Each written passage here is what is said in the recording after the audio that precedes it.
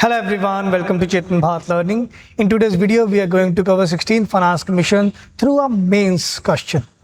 तो क्या expected mains question बन सकता है हमारे 16th Finance Commission के ऊपर, तो इसके बारे में डिस्कस करते हैं.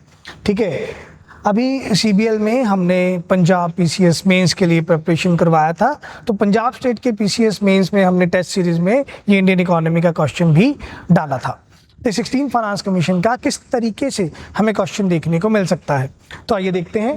Discuss the mandate and significance of the 16 finance commission in promoting equitable resource distribution between centre and state. तो मुझे क्या क्वेश्चन में डायरेक्टिव दिया है? Discuss the mandate and significance of the 16 finance commission in promoting equitable resource distribution, ठीक है, between center and states, and I have to examine the key challenges it faces in balancing fiscal consolidation with state level developmental needs. ठीक है, काफी अच्छा question ये बना था कि इसमें हमें 16 फाइनेंस कमीशन ने क्या मेजर रिकमेंडेशन दिए हैं, इनके मैंडेट्स को भी बताना था और उन्हीं से रिलेटेड सिग्निफिकेंस को भी डिस्कस करना था एंड चैलेंजेस को भी एड्रेस करना था फिस्कल कंसोलिडेशन और स्टेट लेवल नीड्स को देखते हुए. ठीक है, काफ़ी ज़्यादा प्रॉज भी हैं 16 फाइनेंस कमीशन के और कॉन्स भी हैं 16 फाइनेंस कमीशन के. ठीक है, आप हमारा एक डिटेल वीडियो देख सकते हैं जिसमें हमने 16 फाइनेंस कमीशन के बारे में बात किया है और उसका लिंक डिस्क्रिप्शन में है. अभी के लिए हम मेंस के क्वेश्चन के ऊपर फोकस करते हैं कि किस तरीके से इस आंसर को हमने फ्रेम करना था इस क्वेश्चन के लिए. तो सबसे पहले इंट्रोडक्शन में हम 16 फाइनेंस कमीशन के बारे में ही बताएंगे. ठीक है, कि 16 finance commission is appointed under the article 280 of the Indian constitution by president of India for 2026 to 2031 and the chairperson is Arvind Panagariya. तो इतना हमें इंफॉर्मेशन जरूर देना होगा to build a story line. एक स्टोरी लाइन बिल्डअप करने के लिए हमें ये इंफॉर्मेशन जरूर देना होगा कि 16 फाइनेंस कमीशन को आपने अपॉइंट किया है कॉन्स्टिट्यूशन के आर्टिकल 280 के अंडर, वो भी प्रेसिडेंट के द्वारा, और जो इसका टाइम पीरियड है दैट इज 2026 टू 2031 एंड जो इसके चेयरपर्सन है दैट इज श्री अरविंद पंगरिया. ठीक है, तो एक हुक लाइन मिल जाती है हमें आंसर लिखने के लिए इंट्रोडक्शन में, ताकि जो एग्जामिनर होंगे, जो इवैल्यूएटर होंगे, उनको भी आप बता पाएंगे कि yes I know what the 16 finance commission is, how it is formed and who is it's chairperson. तो एक अच्छा हुक लाइन है ये कि आप 16 फाइनेंस कमीशन के बारे में बता रहे हैं. ठीक है, देन आप क्वेश्चन को लिंक करेंगे क्वेश्चन का कोई कीवर्ड उठा के, या तो आप प्रमोटिंग इक्विटेबल रिसोर्स डिस्ट्रीब्यूशन उठा लीजिए कीवर्ड, या फिर आप कीवर्ड उठा लीजिए फिस्कल कंसोलिडेशन. ठीक है, now what is equitable resource distribution? How much of the resources are equally being distributed between centre and state, that is equitable distribution of resources. And fiscal consolidation means how the central government or the state government are performing on their budget aspects and how they are paying off their debt, how they are making their expenditure so that they don't get into much of higher fiscal deficits or higher revenue deficits. आप कैसे एक अच्छे तरीके से अपने budget को manage कर रहे हो जिसमें आपका फिस्कल डेफिसिट ना बढ़े. That is fiscal consolidation. You are consolidating your fiscal needs and your fiscal matters. That is fiscal consolidation.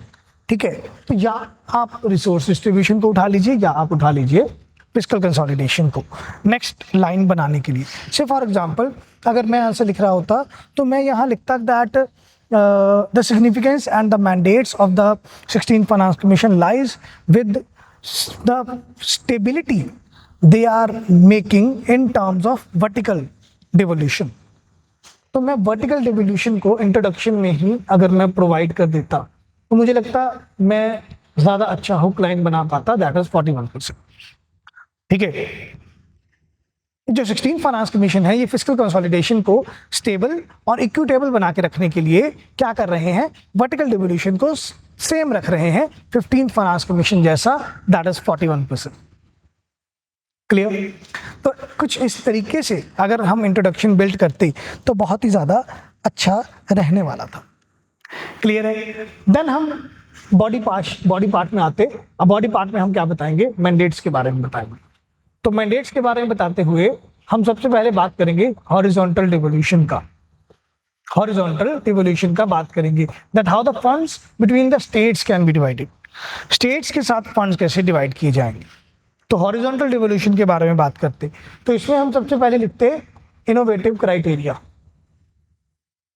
Innovative criteria, एक नया इनोवेटिव क्राइटेरिया बनाया गया है, that is contribution to GDP, that is 10%। तो 16 finance commission 15 finance commission के मुकाबले एक नया क्राइटेरिया रेकमेंड कर रहे हैं, जहां पे वो बता रहे हैं कि क्या स्टेट्स कंट्रीब्यूट करेंगे in the whole nation's GDP, उसके अकॉर्डिंग उन्हें वेटेज दिया जाएगा in horizontal devolution of about 10%। ठीक है, तो यहाँ एक मैंडेट पता चलता है। सिग्निफिकेंस के साथ लिंक करने के लिए हम इसको क्या बोलेंगे? दैट परफॉर्मेंस बेस्ड बनाया गया है इस क्राइटेरिया को, परफॉर्मेंस बेस्ड बनाया गया है इस क्राइटेरिया को। ठीक है, फर्स्ट पॉइंट बॉडी पार्ट में हमने क्या लिखा? हॉरिजॉन्टल डिवोल्यूशन के ऊपर। ठीक है, आफ्टर दैट हम सेकंड पॉइंट बनाते मैंडेट्स में for continuity in older weightage basis। जो वेटेज के ओल्डर बेसिस थे, लाइक इनकम डिस्टेंस, पॉपुलेशन, इनको कॉन्टिन्यूस रखा गया है। बट इनमें और ज़्यादा बढ़िया काम करने के लिए, अगेन इसको परफॉर्मेंस से लिंक करने के लिए, इक्विटेबल रिसोर्स डिस्ट्रीब्यूशन से लिंक करने के लिए इनके वेटेज को कम कर दिया गया है, that is from 45 to 42.5। And from then population को आपने ज़्यादा स्टेट लेवल नीड्स के साथ लिंक करने के लिए बढ़ा दिया है, 15% से इसको लिंक किया है 17.5% के साथ, बढ़ा दिया गया है पॉपुलेशन का वेटेज 15 से 17.5%। ठीक है, तो सेकंड पॉइंट हो जाएगा आपको कि आपने कंटिन्यूटी बनाई है, जिसमें आपने जो ओल्डर वेटेज बेसिस हैं वो कंटिन्यू तो रखे हैं, बट उनमें आप और ज़्यादा इनोवेशन लेके आए हो। आपने उनको परफॉर्मेंस से लिंक किया है, स्टेट लेवल नीड्स के साथ लिंक किया है, ये आप प्रोवाइड करेंगे। और थर्ड पॉइंट आप बनाएंगे लोकल गवर्नेंस को लेकर। लोकल गवर्नेंस में आप क्या लिखेंगे कि 84% of the local body grants increased। 84% of local body grants increased, and 16th Finance Commission provides for about 8 lakh crore rupees of local body grants। तो 15th फाइनेंस कमीशन के मुकाबले 16th फाइनेंस कमीशन ने 84% local body grants बढ़ा दिए हैं, और local body grants को रखा गया है अबाउट 8 लाख करोड़ पर। तो लोकल गवर्नेंस पर ध्यान दिया जाएगा। तो ये तीन पार्ट मेजरली हम मैंडेट्स और सिग्निफिकेंस में मेंशन करके आते, तो मैंडेट्स भी क्लियर हो जाते और सिग्निफिकेंस भी क्लियर हो जाता कि कैसे स्टेट्स पर भी ध्यान दिया गया है और कैसे लोकल बॉडीज पर भी ध्यान दिया गया है for equitable resource distribution. Clear है? देन हम चैलेंजेस एड्रेस करते हैं। अब है part examining the key challenges वाला। तो बॉडी में हम सेकंड पार्ट शुरू करते फॉर चैलेंजेस। चैलेंजेस में हम सबसे पहले क्या लिखते?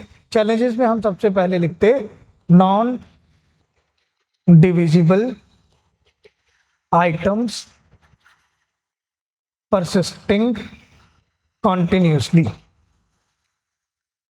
टैक्स डिविजिबल पूल में जो नॉन डिविजिबल आइटम्स हैं वो अभी भी परसिस्ट कर रही हैं continuously. For example cess and surcharge. ठीक है, सेंट्रल गवर्नमेंट की तरफ से जो डिवोल्यूशन हो रहा है 41% का टू ऑल द स्टेट्स, वो अभी भी कुछ नॉन डिविजिबल आइटम्स रखता है, that is cess and surcharge, जो कि अप्रॉक्सीमेटली 10.97% है according to 16th finance commission. According to 16th Finance Commission, cess and surcharge are overly about 10.97% of gross tax revenue। Of gross tax revenue, और ये cess और surcharge का पैसा फिर divide नहीं किया जाएगा स्टेट्स के साथ, ठीक है। तो सिर्फ फॉर एग्जांपल अगर 100 रुपीज सेंट्रल गवर्नमेंट को ग्रॉस टैक्स रेवेन्यू मिला, तो जब नेट बांटना है तो उसमें से अबाउट 2 रुपए कम हो जाएंगे। ये ग्रॉस टैक्स रेवेन्यू है, कितना गवर्नमेंट को टैक्स रेवेन्यू मिला ग्रॉस। देन हम नेट टैक्स रेवेन्यू देखते हैं, जिसमें gross tax revenue minus refunds या टीडीएस का पैसा जो रिफंड किया है, या टैक्स के ऊपर कोई भी रिबेट बना, वो सारा हम देखते हैं, तो वो नेट बनता है, फिर उसमें से हम बांटते हैं। तो ग्रॉस टैक्स रेवेन्यू का अबाउट 11% है आपका सेस और सरचार्ज, जो कि ओवर एंड अबव बनते हैं 2 रुपए के आसपास from 100 rupees of gross tax revenue. तो लगभग 2 रुपए, हर 100 रुपए के पीछे 2 रुपए नहीं डिवाइड किए जाते हैं स्टेट्स के साथ, ठीक है। तो स्टेट्स तक फंडिंग कम पहुंच रही है, बिकॉज ये सेस और सरचार्ज डे बाय डे बढ़ते जा रहे हैं। अगर हम 15th फाइनेंस कमीशन की बात करें, तो 15th फाइनेंस कमीशन कोट करता था कि सेस और सरचार्ज है 9% of gross tax revenue, but now 16th finance commission is quoting that the cess and surcharge are of about 11% of the gross tax revenue. तो ये एक कंसर्न है, जहाँ पे स्टेट्स की नीड्स को देखते हुए, डेवलपमेंटल नीड्स को देखते हुए आप सेस और सरचार्ज बढ़ा रहे हो, तो उनको डिवाइड नहीं किया जाएगा। तो एक ये कंसर्न हमें जरूर उठाना था। देन हमें कंसर्न उठाना था removal of grants. 16th finance commission ने 3 ग्रांट्स रिमूव कर दिए, like revenue deficit grants, state specific grants and sector specific grants.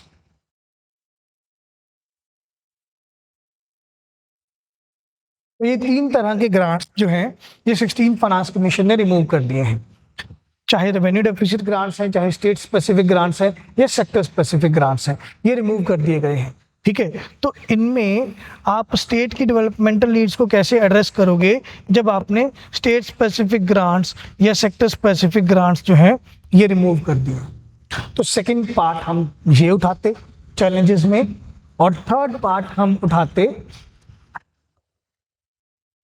Squeezing the fiscal deficit, ठीक है। स्टेट्स के लिए क्या प्रोवाइड किया 16th फाइनेंस कमीशन में, that states has to maintain a 3% of GSDP as their fiscal deficit. हर particular state अपने GSDP का 3% रखेंगे फिस्कल डेफिसिट, ठीक है। तो जब आप उनको रूम ही नहीं दे रहे हो एक्स्ट्रा एक्सपेंडिचर करने का, तो how they can perform better and how they can contribute to GDP more.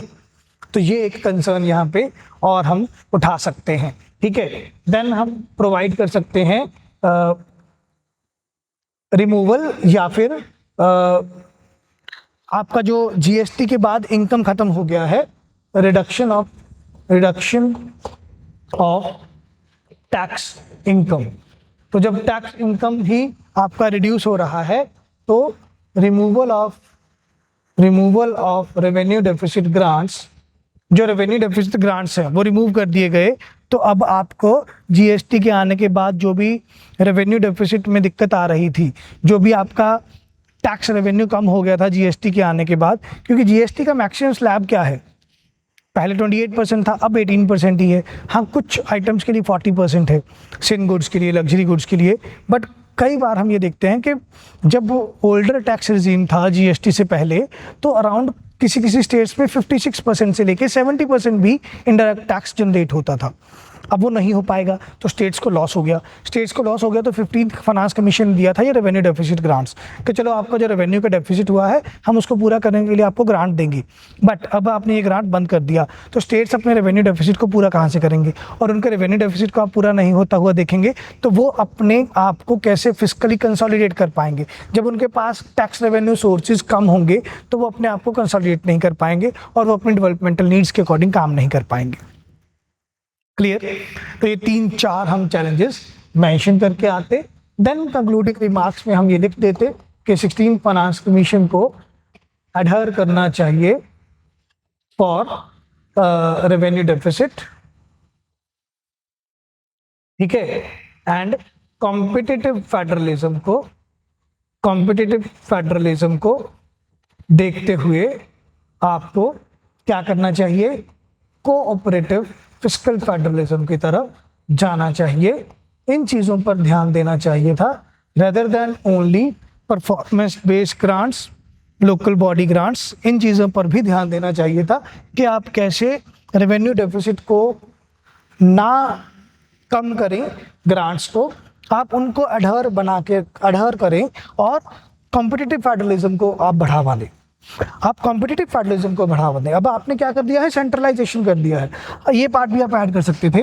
Disaster management fund में पहले जो कि 60-40 था, अब आपने इसको कर दिया है 75-25। ठीक है, तो सेंट्रलाइजेशन ऑफ फंड्स हो गया है, तो इसमें कॉम्पिटिटिव फेडरलिज्म भी हर्ट होगा और कोऑपरेटिव फिस्कल फेडरलिज्म भी हर्ट होगा। तो इन चीज़ों को एड्रेस कर सकते थे, तो ये वे फॉरवर्ड में हम प्रोवाइड कर सकते थे। ठीक है, लाइक फॉर एग्जांपल एक लाइन मैंने नोट डाउन किया था 16 फाइनेंस कमीशन के ऑफिशियल डॉक्यूमेंट से, तो वो हम लिख सकते हैं that the 16 finance commission must balance fiscal discipline with state autonomy. The 16 finance commission must balance fiscal discipline with state autonomy by reforming cesses, prioritizing income distance for equity and incentivizing green growth। ठीक है, मैं ये लिखना चाहूँगा, the 16 Finance Commission should balance fiscal discipline with state autonomy by reforming cesses,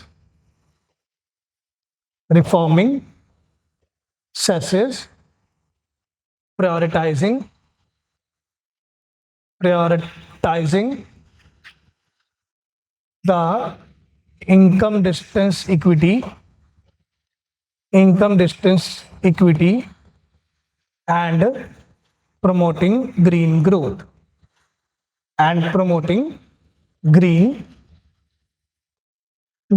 ठीक है, मैं एक सेकंड के लिए शायद फ्रेम से बाहर हो जाता हूं ताकि आपको इजीली ये पढ़ पाएं। तो ये मेरा कुछ वे फॉरवर्डिंग कंक्लूडिंग रिमार्क हो जाता कि 16 finance commission should balance fiscal discipline with state autonomy by reforming cess, prioritising the income distance equity and promoting green growth.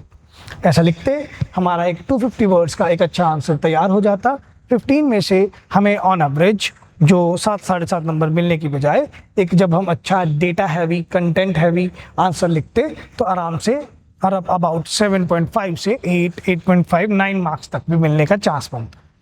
ठीक है, सो ऐसे ही क्वेश्चंस हम डिस्कस कर रहे हैं CBL UPSC के यूट्यूब प्लेटफॉर्म पर related to the main current events जो भी हमारे इकोनॉमी में चल रहे हैं। ऐसे ही हर सब्जेक्ट की मेन करंट इवेंट्स को देखते हुए हम कंटेंट वीडियो, 5 MCQ वीडियो और जितने भी उस टॉपिक के ऊपर MCQs बन सकेंगे वो MCQ वीडियो और उसी टॉपिक से रिलेटेड अगर कोई मेंस का क्वेश्चन बनता है तो मेंस वीडियो आपके लिए शेयर करेंगे। तो मिलते हैं नेक्स्ट वीडियो में नए मेंस के क्वेश्चन के साथ। Thank you, take care and bye bye.